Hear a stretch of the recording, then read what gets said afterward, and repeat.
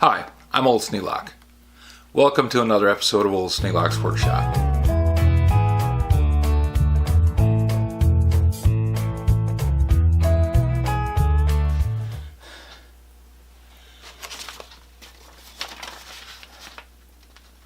So I want the tub fill spout to land 3 inches up above the top of the tub.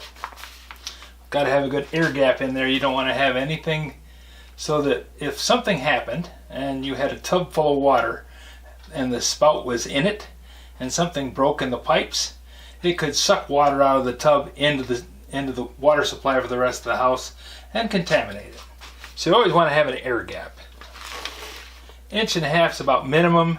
I'm going to go with 3 inches because that's what the old tub was, and it was a comfortable size.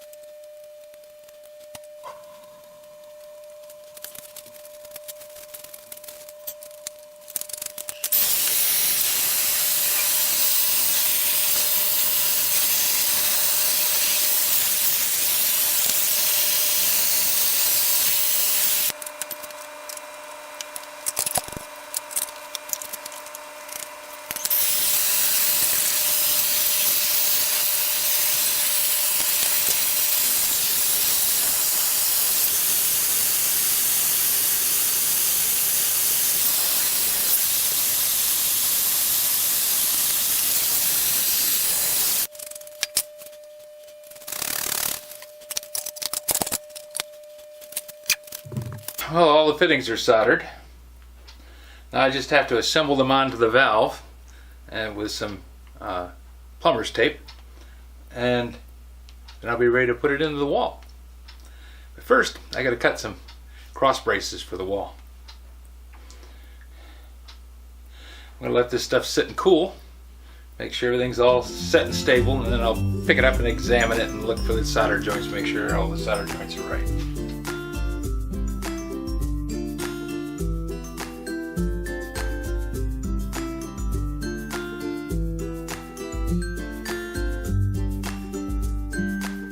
This video is not to be viewed by anyone under the age of 13 in the US or 16 in the European Union, without the express written permission of the parents or legal guardians of the underage person.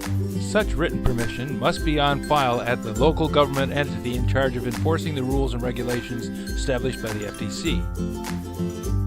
Anyone violating these terms is admitting by default that they hold harmless the owners and operators of this channel. Any and all questions should be addressed to your local branch of the FTC.